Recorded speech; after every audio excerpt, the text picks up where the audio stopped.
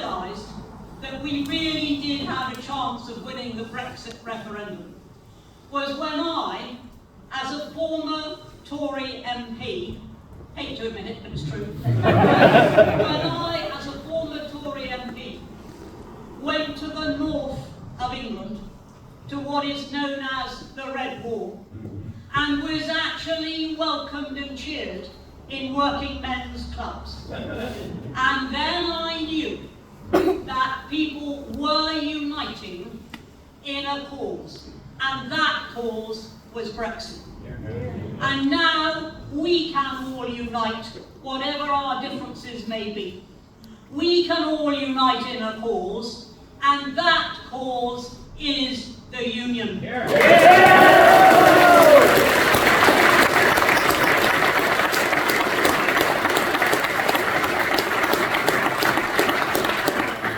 Now, tell me, if you are subject to EU law, which the rest of the UK is not subject to, is that a union? No. And if you are subject to trade restrictions, which the rest of the UK is not subject to, is that a union? No. And that is the point. I have been asked several times today by the press and the media, I have been asked several times, but look, surely the argument is over. The DUP has accepted the Windsor Framework. Stormont is functioning again, so I've been asked, surely therefore it's all over. But it cannot be over while there is no proper union.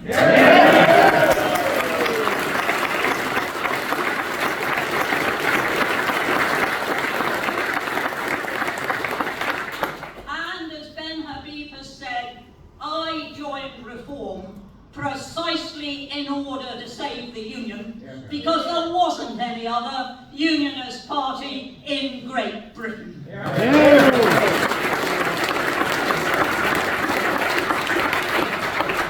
When I joined the Conservatives, they were the Conservative and Unionist Party. Well, they haven't been that for a long time.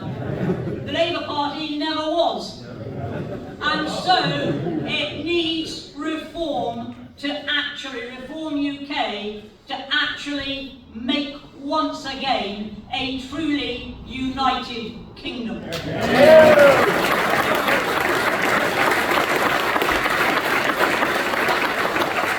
And over here there used to be lots of people who called themselves Unionists.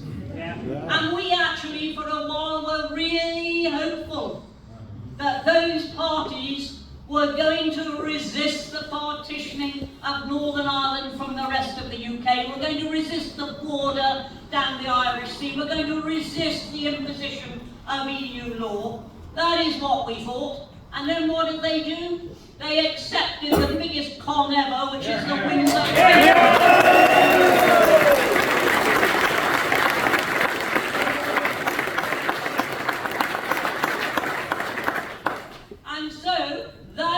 Reform UK has joined up with the DUV, because only the DUV now can claim to be a genuinely There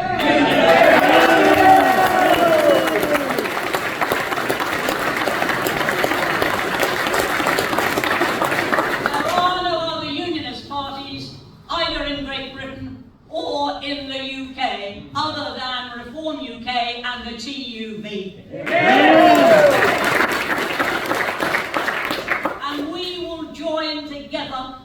To make sure that we have once again a genuinely united kingdom.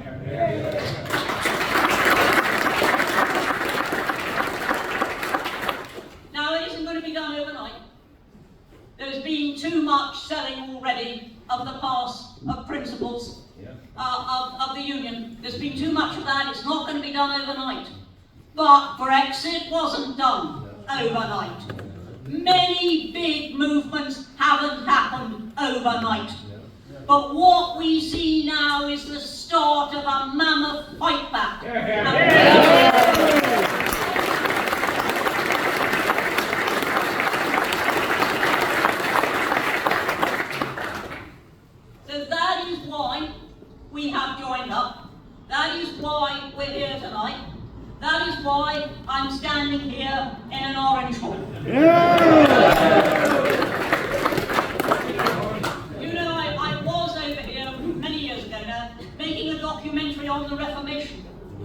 and I filmed the Orange March.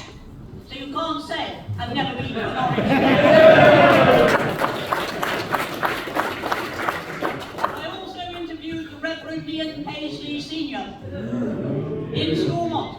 And of course I was used to him at Westminster, where he was actually quite a mellow type.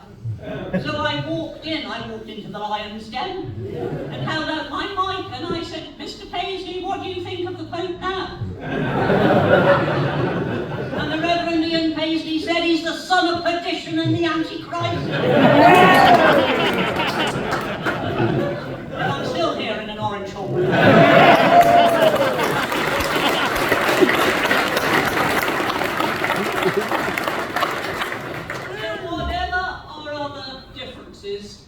The one thing that unites us is an absolute determination that we will not rest, and I mean will not rest, until Northern Ireland is once again a genuine part of the UK with no interference whatever from Brussels.